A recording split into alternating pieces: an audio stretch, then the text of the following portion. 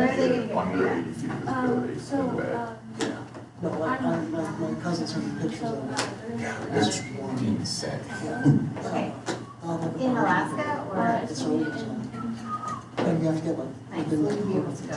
I won't be able to go into it because you have to Yeah, go. you showed me some video of the guys on one of like the bigger barges. They had a full team of people shoveling snow out of the I'm barge. planning on So yeah. it would be fucking insane. Oh, that's fun. There's Crazy. I love that. My last week. I'm a sucker. Just saying that these people are showing up. He trying to convince me to go to the same company he's working for. Maybe. How can you not? I am. I guess cynics.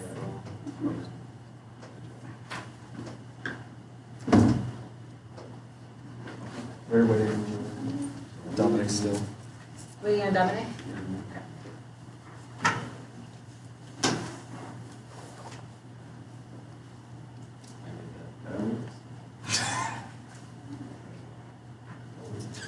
I'm hoping that with this next I will have cold access. spell, all the lakes will be frozen enough that we can start doing Skating. outdoorsy things. Skating, ice fishing, Snow machining. Yeah.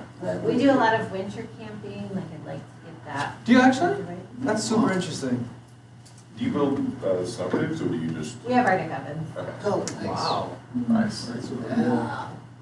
For life. Yeah. See a picture of that. It's really great. So our favorite annual thing that we do is that we go out for the Iditarod. So we snow machine out of Deshka and set up camp and watch the dogs go by, which is like very cool, unique Alaska thing. And my kids just think that that's what people do. I'm like, this is unique even for Alaska. It's pretty fun. But if you ever get a chance to do something like that, highly recommend. It's really fun. Sorry about that, guys. All good?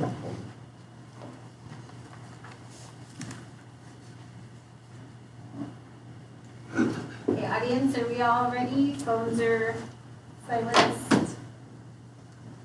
All right, whenever you're ready. According to an article in the International Journal of Management, Economics, and Social Sciences, 80% of citizens of the United States who've watched some form of cartoons or 2D animated film while growing up. 2D animation is a vibrant history which we'll be taking a critical look at throughout this discussion. From going over a number of films from the Disney film Mulan to the show Steven Universe that ran for a number of seasons, and then finally including Titanic, The Legend Goes On is the final piece of art we will be looking at. First, however, we need to go over what is 2D animation. 2D animation is a series of drawings that stimulate movement on a two-dimensional plane. This includes both traditional, which is hand-drawn animation layered over each other to perform the image of movement, and digital animation, which is done using very similar methods to traditional hand-drawn. However, it is drawn via computers instead of by hand with cellulose. This is normally done in 24, 12, or 8 frames per second, with each frame being a separately drawn picture fit together to perform the illusion of movement.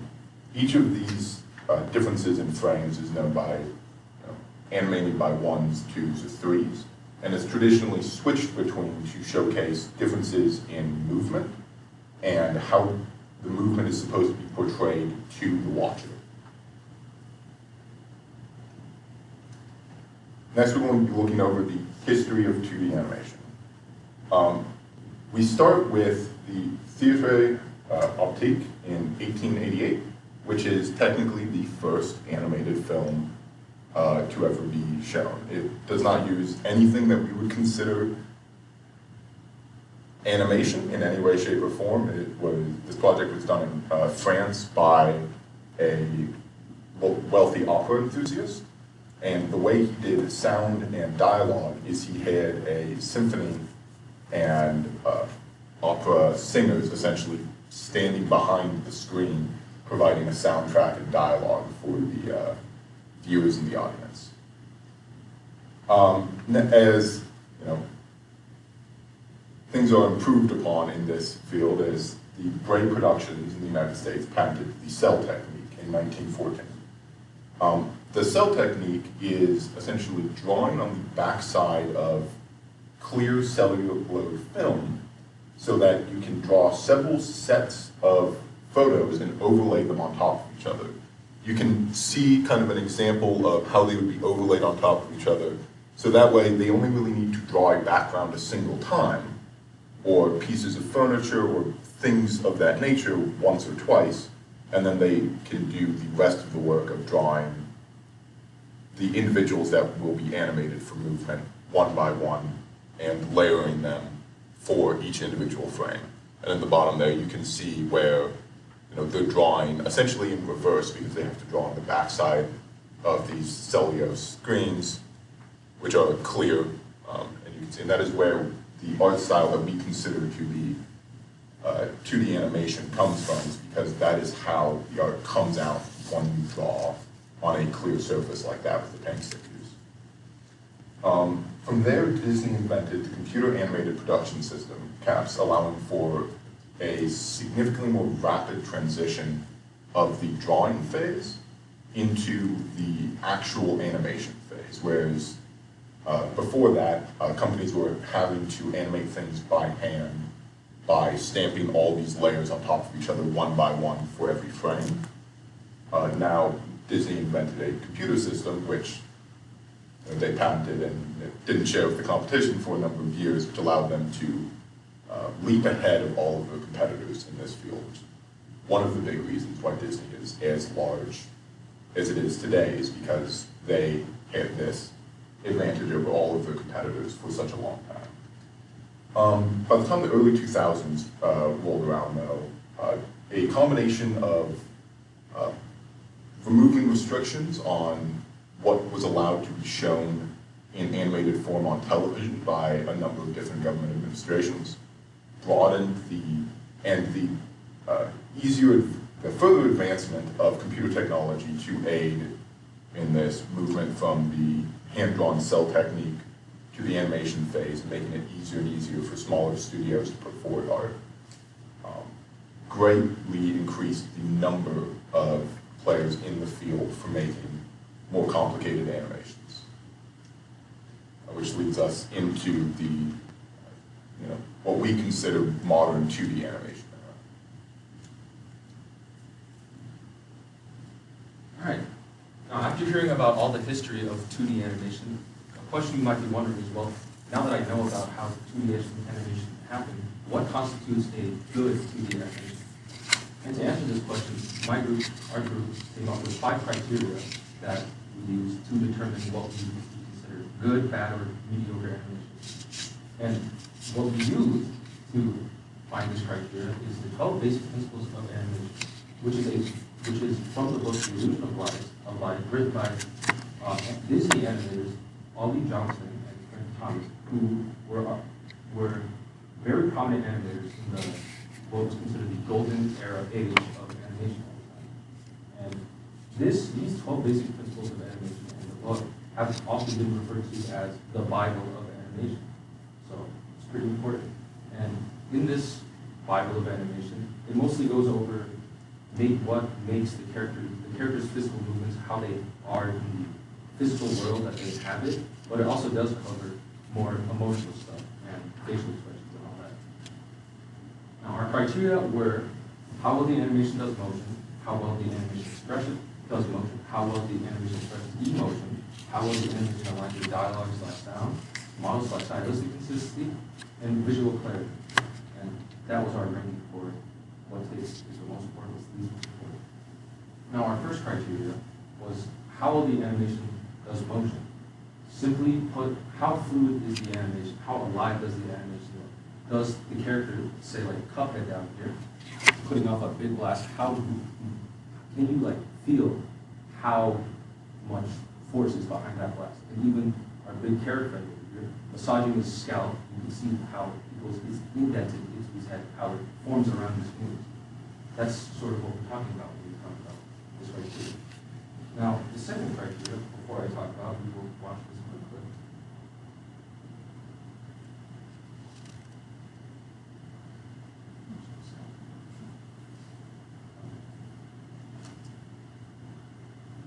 Well,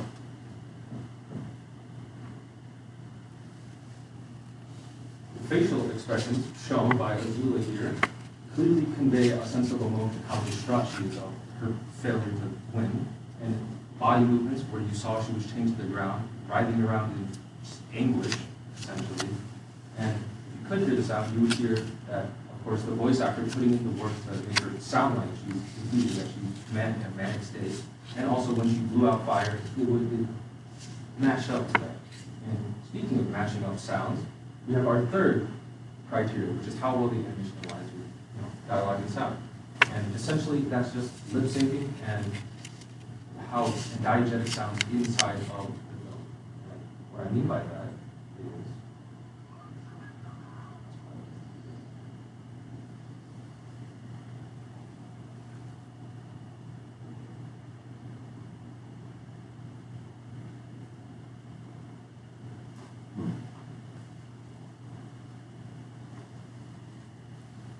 well, what you heard at first was, of course, our buddy here, who is Manbrew, screaming into the phone to launch the missile. And you could hear it when the person launches the missile, the button press matches up with the sound, and when it launches out of the submarine, it matches up with it being submerged and it coming out of the water. Now, model stylistic consistency pretty much is just, are the animation's proportions / style internally consistent to whatever 2D animation is. An excellent example of this would be Jake the dog, who has the power to shapeshift and do things like that. But despite that, you can tell he goes right back to being the nice pill-shaped dog that is yellow and has stays consistent. And the final criteria that we had was visual clarity. Essentially, how clean does the animation look? Does it hurt my retinas to look at it? And can I tell basically what is going on inside of that animation? Here we have some quick gameplay of Hollow Knight, where despite there being multiple things happening on screen, you can still essentially tell what is going on, what's happening, how to dodge attacks, and just what to do to not get wailed on. Now, using all 5 of those criteria, we will be showing you some good examples, mediocre examples, and a bad example of what 2D animation is.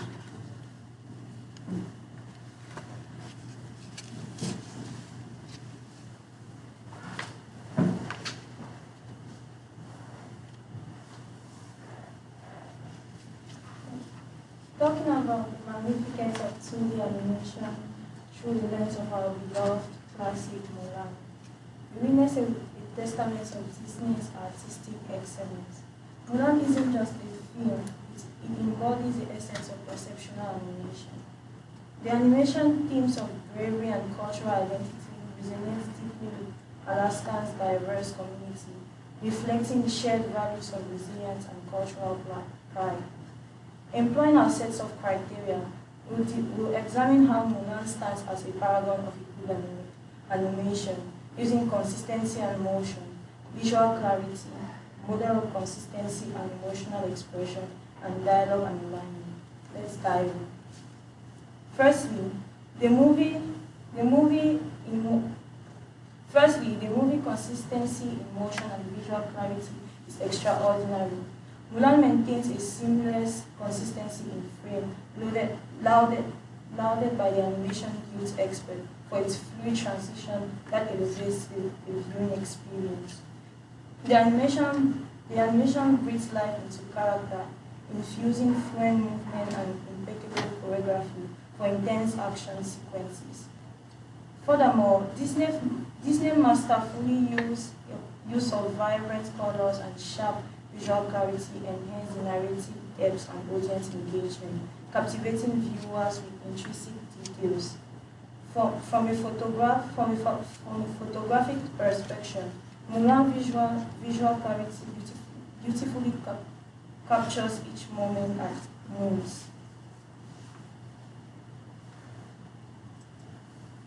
Moreover, showcasing remarkable model and consistency, character retains its design integrity. For example, when Mulan disguises herself as a male soldier, the animation maintains the consistency in her appearance, while incorporating subtitle changes to reflect her altered agenda. Then, despite her disguise, Mulan maintains her facial features like her eyes, her mouth, her nose, and basically her eyebrows. Additionally, the animation beautifully captures Mulan's emotional journey as she sings her expression transitions from her sadness to determination, reflecting her struggle to reconcile with the desire of her expectation imposed upon her. According to Kriti, the nuanced expressions and gestures effectively convey feelings, drawing the audience deeper into the story. Finally, Mulan embodies artistic coordinates seamlessly blending animation technique with the captivating narration. The animation highlights these coordinates, noting the film's unified fusion of visual elements, storytelling, cultural context, evoking emotion, and reinforcing culture. Authenticity for the resonant storytelling approach. According to Arnold Andrew, character design, color, music harmoniously blend to create a unified, immersive experience. Each element serves the narrative, invoking emotions and reinforcing the film's cultural authenticity, resulting into a cohesive and resonant storytelling approach. I have this video to show how we're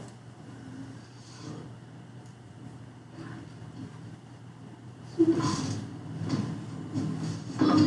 see that in the videos, like the shadows and the lightning and the way they move the video, like kind of merge together and give like a uniform storyline.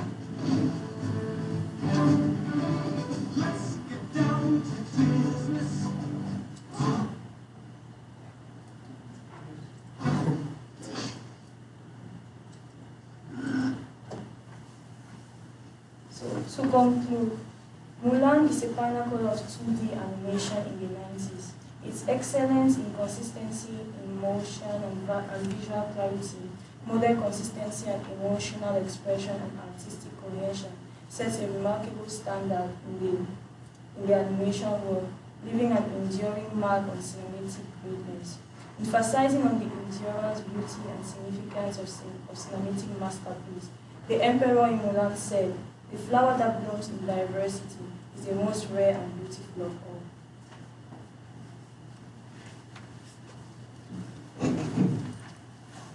So moving on to the mediocre example, we have Steven Universe, which according to IMDb.com, it actually has an 8.5 out of 10 for a review. Not only this, it has good fan reviews and it's a fan favorite. Although it has good storytelling and interpersonal stories that relate with a lot of people, strictly talking about the animation, it falls kind of mediocre. And I'm about to tell you why using the criteria that we all came up with.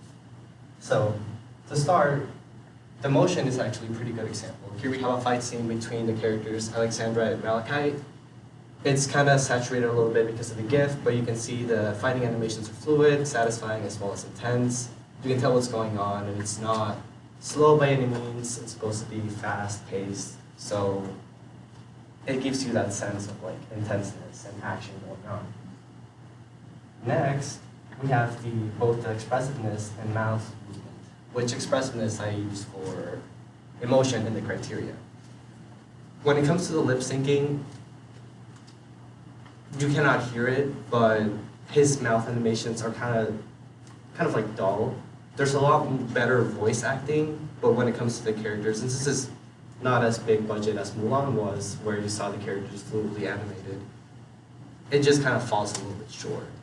But when it comes to the characters' expressiveness and animations, it's a little bit more lively. It's supposed to be a cartoon, so it's cartoony.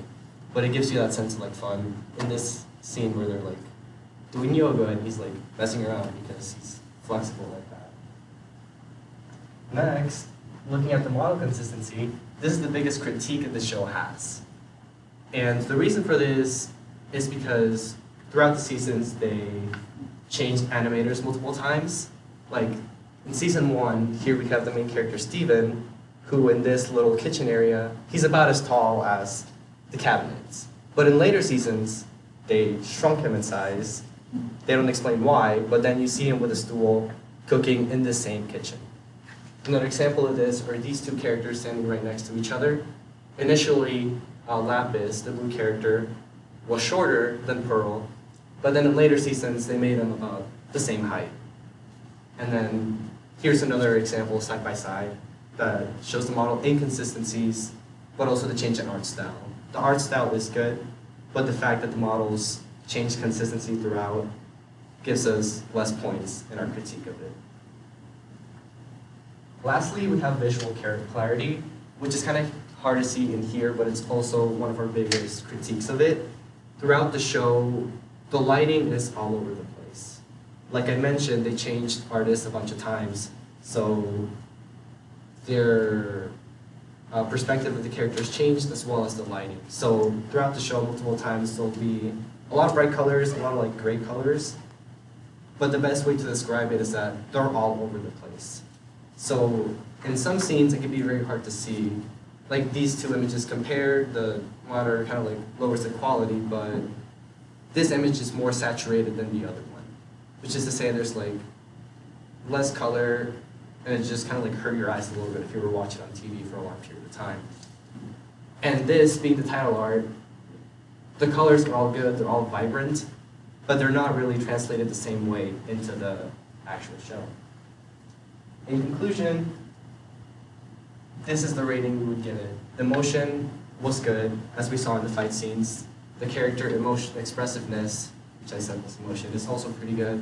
The lip syncing, the voice acting is good, but the mouth movements are not. So we're just meeting in the middle, give them a yellow circle. And like I said, the modeling consistency and the visual clarity were our biggest critiques, so we just give it a 2.5 out of 5. Next, we have a really bad example of animation. So you've heard a good example, you've heard a mediocre example. Here is a bad example, and it is a really bad example. For this bad example, I'm going to be using clips from the movie, The Titanic, Legend Goes On, from the party time sequence. One thing to know about The Titanic, Legend Goes On, from the clips that I'm going to be using, it's going to be from the international version.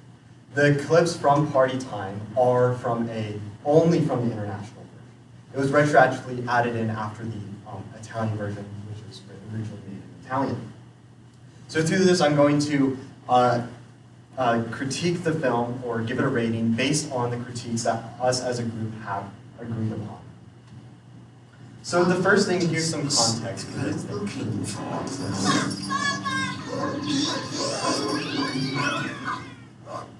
If it hadn't been for you, I would be now in someone else's digestion. You know there's something you should know, so I'm gonna tell you so. Don't sweat it, forget it, enjoy the show. Working all day, now it's time to unwind. Kick back, relax, take a load of your mind. So yes, it doesn't get any less confusing than that. It's just, as I said, it was retroactively put into the film. So a lot of the scenes don't make any sense. It explains a lot of the reason why the animation is so bad. That it doesn't get any less confusing than that. So going on to the first criteria, the next clip I'm going to show you is going to be a dog. He's going to be jamming with a sort of like a jukebox on his shoulder. Pay attention to his head and his left arm. It is quite a bit more stiff compared to the rest of his body, specifically his legs. But specifically, the most egregious part of the motion is the elbows on the dog. I'll be busting the moves and I'll be busting the rhymes. Well, they busting them alive because it's party time. Everybody's feeling fine because it's party. So as you can see, the elbows specifically were the most egregious part. They bent in these very awkward ways. It portrays a very clunky animation, and you don't really get a good sense of, the motion is overall just very awkward. So that's why we give it a bad rating. So secondly, the emotion.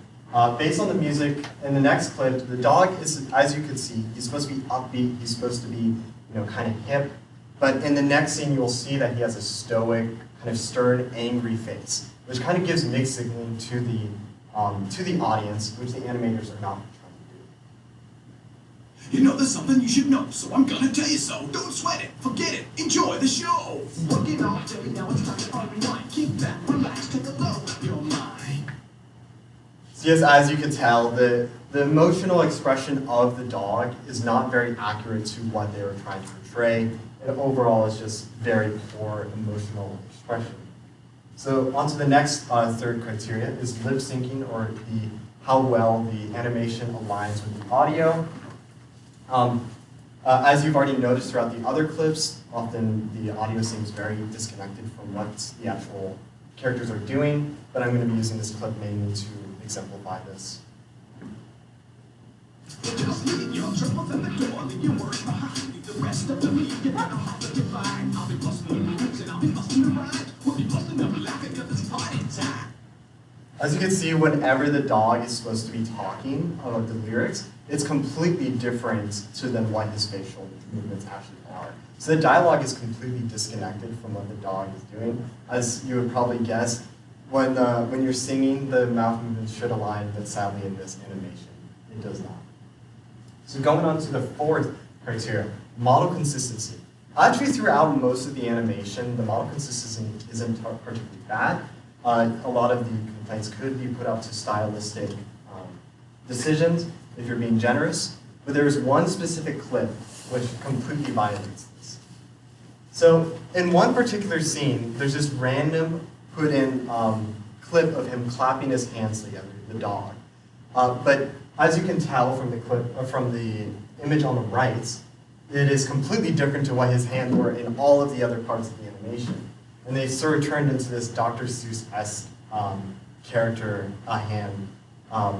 hands. So generally, it just does not fit with the rest of the animation. And so for finally, the visual clarity of it. So it isn't throughout the clips, throughout the entire party time music sequence, they're randomly putting clips throughout it. And often those clips are only a second long and they sort of mess up the image of the animation. It makes it very cluttered overall. I'll show you an example. Just so you know, the next clip is only at 0.5 times speed, so imagine what it would be like at full speed.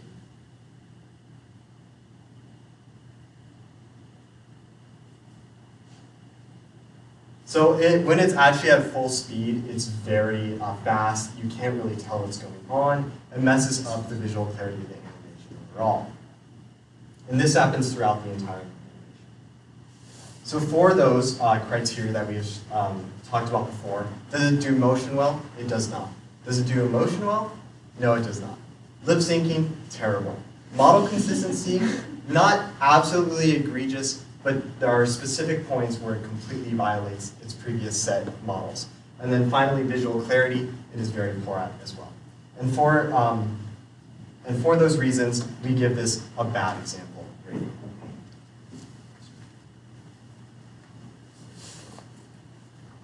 So, in conclusion, the dynamic journey of 2D animation unfolds through a history marked by creativity, showcased with both exemplary and less than stellar examples of animation. The excellence of motion and expressiveness in Mulan, to the dialogue and story of Steven Universe and the eccentricities of Titanic: The Legend Goes On. In celebration of this rich tapestry, we affirm that 2D animation is a timeless art from weaving captivating stories across a number of mediums for people of any age.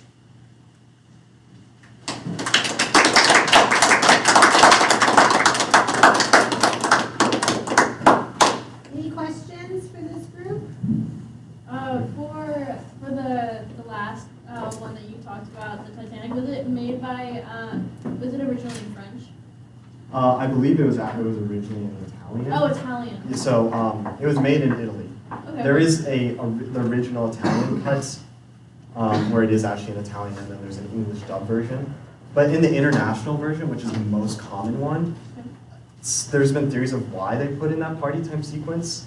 And the theory so they added that in afterwards. So they just took a bunch of like leftover animations, supposedly, and then put it into the film. And so the theory is that they did that to appeal to American audiences. Like that's why he's like wearing he's had like kind of like the jukebox thing and then like wearing the basketball shorts like that. So that's the theory behind it. That's an American. You should watch it. It's I really watched the Italian one with subtitles, and the lip syncing is significantly better, and the other things are still a problem. Yeah.